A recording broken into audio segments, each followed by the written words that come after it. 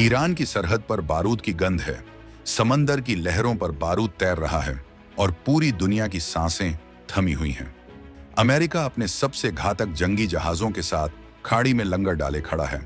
रूस अपनी अगली चाल सोच रहा है और इजराइल की मिसाइलें दिशा तलाश रही हैं। लेकिन इस भयंकर तनाव के बीच जहां परिंदा भी पर नहीं मार सकता, वहां कुछ ऐसा हो रहा है जिसने दुनिया के बड़े बड़े डिफेंस एक्सपर्ट्स के होश उड़ा दिए हैं। क्या आपने कभी सोचा है कि जब पूरी दुनिया एक बड़े संकट के मुहाने पर खड़ी हो, तब कोई एक देश कैसे बीच समंदर में अपना रास्ता खुद बना सकता है? क्या यह मुमकिन है कि जिस रास्ते को दुश्मन के लिए मौत का जाल माना जा रहा हो, वही रास्ता किसी एक खास झंडे के लिए फूलों की सेज बन जाए? आज हॉर्मुज की लहरों से एक ऐसी खबर निकल कर आई है जिसने वॉशिंगटन से लेकर बीजिंग तक खलबली मचा दी है। इस वक्त पूरी दुनिया की नजरें हॉर्मुज स्ट्रेट पर टिकी हैं। ये वो इलाका है जिसे दुनिया की दुखती रग कहा जाता है। अगर यह रास्ता बंद हुआ तो आधी दुनिया के घरों के चूल्हे बुझ जाएंगे और गाड़ियों के पहिए थम जाएंगे। इसी भयंकर तनाव के बीच ईरान ने एक ऐसा फैसला लिया है जिसकी कल्पना शायद अमेरिका ने भी नहीं की थी। ईरान ने साफ कह दिया है कि वह किसी भी ऐसे जहाज को वहां से नहीं गुजरने देगा जिसका ताल्लुक अमेरिका या इजराइल से है। लेकिन इसी बीच खबर आती है कि भारत के 24 जहाज जो वहां फंसे हुए थे, उनके लिए ईरान ने अपने कायदे कानून ही बदल दिए। ईरान भारत के लिए एक ऐसा सेफ कॉरिडोर तैयार कर रहा है जहां से भारतीय जहाज बिना किसी खौफ के निकल सकेंगे। अब सवाल यह है कि आखिर भारत की इस कूटनीति में ऐसा क्या जादू है कि ईरान जैसा सख्त देश भारत के लिए रेड कारपेट बिछा रहा है? आखिर क्यों इजराइल जैसा भारत का पक्का दोस्त भी इस कदम पर खामोश रहकर भारत की तारीफ कर रहा है? चलिए इस पूरी कहानी की तह तक चलते हैं। बात मार्च 2026 की है। पश्चिम एशिया यानी मिडिल ईस्ट में आग लगी हुई है। ईरान और इजराइल के बीच तनाव अपने चरम पर है। इसी बीच हॉर्मुज जलड मरु मध्य यानी हॉर्मुज स्ट्रेट में भारत के 22 से 24 जहाज फंस जाते हैं।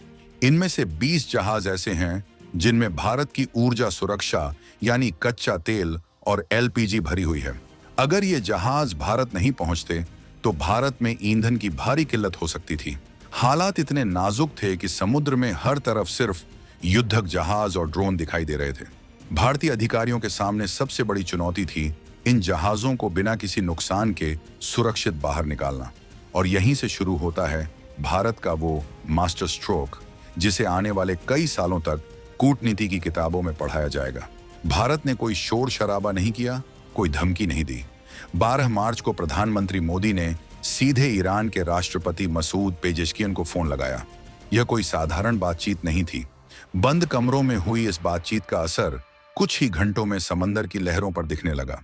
ईरान, जो अमेरिका के नाम से ही भड़क जाता है, उसने भारतीय जहाजों के लिए एक विशेष प्रक्रिया शुरू कर दी। समुद्री डेटा और intelligence company Lloyd's List Intelligence ने अपनी रिपोर्ट में जो बताया वो हैरान करने वाला था। उन्होंने देखा कि भारतीय एलपीजी कैरियर जहाज ईरान के लारक द्वीप के पास एक बहुत ही अजीब रास्ता अपना रहे थे। ये वो रास्ता था जो ईरान के कोस्टल एरिया यानी तट के बिल्कुल करीब से गुजर रहा था। अब आप सोच रहे होंगे कि समंदर में अजीब रास्ते का क्या मतलब? दरअसल अंतर्राष्ट्रीय समुद्री कानूनों के हिसाब से जहाज एक तय रूट पर चलते हैं, लेकिन भारतीय जहाज ईरान की नौसेना यानी आईआरजीसी के बिल्कुल करीब से गुजर रहे थे। यह ऐसा था जैसे आप किसी जलते हुए घर के अंदर से सुरक्षित निकलने के लिए खुद घर के मालिक का हाथ पकड़ लें। ईरान ने भारतीय जहाजों को अपनी आंखों के सामने से गुजरने की इजाजत दी ताकि उनकी पहचान की पुष्टि हो सके और उन्हें कोई नुकसान न पहुंचे। यह भारत के प्रति ईरान के भरोसे की सबसे बड़ी मिसाल थी। लेकिन सस्पेंस यहां खत्म नहीं होता। रिपोर्ट बताती है कि इस सुरक्षित गलियारे से अब तक करीब 9 भारतीय जहाज बाहर निकल चुके हैं। ईरान ने भारतीय जहाजों को निर्देश दिया कि वे अलग अलग न चलकर एक दूसरे के करीब आ जाएं, ताकि ईरानी नौसेना उन्हें एक सुरक्षा कवच यानी सिक्योरिटी कवर दे सके। जरा सोचिए, जहां दुनिया भर के जहाज हॉर्मुज स्ट्रेट में जाने से कतरा रहे हैं, वहां भारत के तिरंगे लगे जहाज ईरान की सुरक्षा में शान से निकल रहे हैं।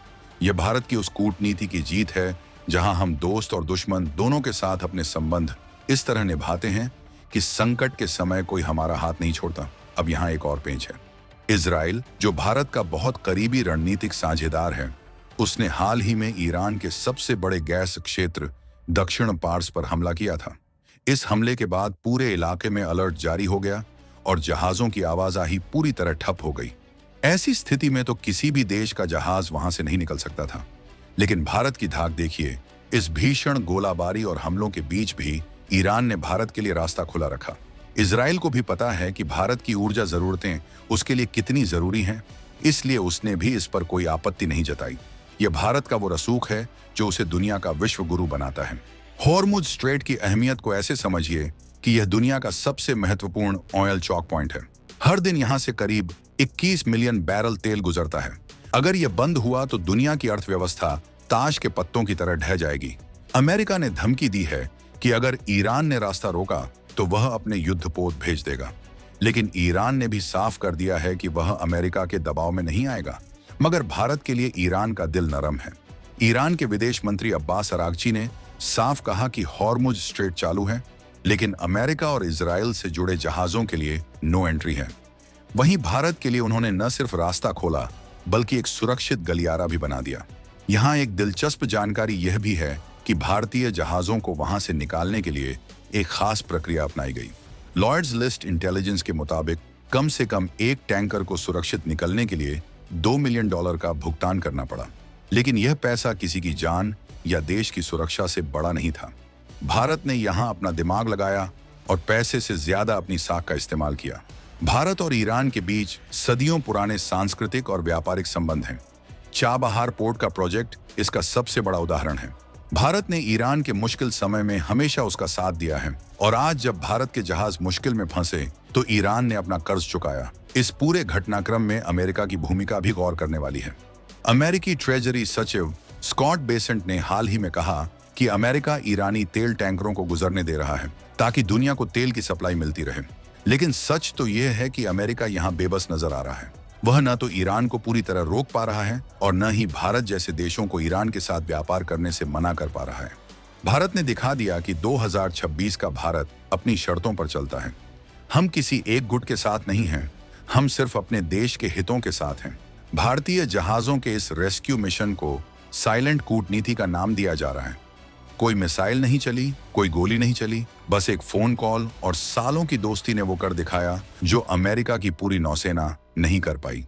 ईरान के तट के पास से गुजरने वाला यह नया कॉरिडोर न केवल भारतीय जहाजों को सुरक्षा दे रहा है, बल्कि यह ईरान के अपने तटीय सुरक्षा बुनियादी ढांचे को भी अमेरिका और इजराइल के संभावित हमलों से बचाने में मदद कर रहा है। यानी यह एक विन विन सिचुएशन है जहां दोनों देशों का फायदा है। लेकिन क्या यह रास्ता इतना आसान है? बिल्कुल नहीं। समंदर में हर पल खतरा मंडरा रहा है।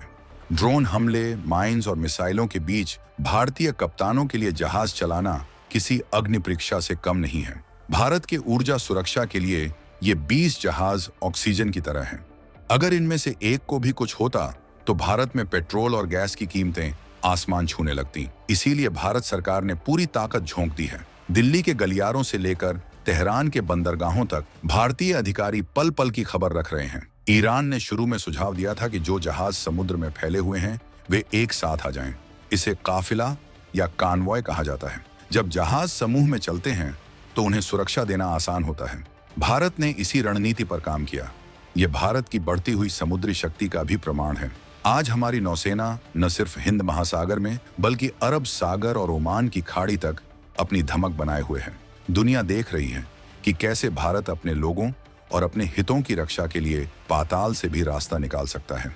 इस पूरे विवाद में एक और मोड़ तब आया जब पता चला कि भारत ने ईरान को यह भरोसा दिलाया है कि वह इस कॉरिडोर का इस्तेमाल किसी सैन्य मकसद के लिए नहीं करेगा। भारत की छवि एक शांति प्रिय देश की है और यही छवि आज हमारे काम आ रही है। जहां चीन अपनी विस्तारवादी नीति के कारण संदेह के घेरे में रहता है, वहीं भारत पर दुनिया भरोसा करती है। यही वजह है कि ईरान ने भारत को वो वीआईपी ट्रीटमेंट दिया जो उसने अपने सबसे करीबी सहयोगियों को भी नहीं दिया। जैसे जैसे 2026 की यह जंग आगे बढ़ रही है, भारत की भूमिका और भी महत्वपूर्ण होती जा रही है। दुनिया के देश अब भारत की ओर देख रहे हैं कि वह इस संकट को सुलझाने में मध्यस्थ की भूमिका निभाए। रूस यूक्रेन युद्ध से लेकर मिडिल ईस्ट के इस तनाव तक भारत ने हमेशा संवाद का रास्ता चुना है। हॉर्मुज स्ट्रेट का यह सुरक्षित कॉरिडोर सिर्फ जहाजों का रास्ता नहीं है, बल्कि यह भारत के बढ़ते वैश्विक कद का एक नया अध्याय है। ईरान और भारत की यह जुगलबंदी अमेरिका के लिए एक कड़ा संदेश है। संदेश यह है कि प्रतिबंधों और धमकियों के दौर में भी दोस्ती और भरोसे की जगह बची हुई है। भारत ने साबित कर दिया कि वह किसी की कठपुतली नहीं है। हम रूस से तेल खरीदते हैं, इजराइल से हथियार लेते हैं और ईरान के साथ मिलकर अपने जहाजों को सुरक्षित निकालते हैं। यही स्ट्रैटेजिक ऑटोनोमी यानी रणनीतिक स्वायत्तता है जिसका डंका आज पूरी दुनिया में बज रहा है।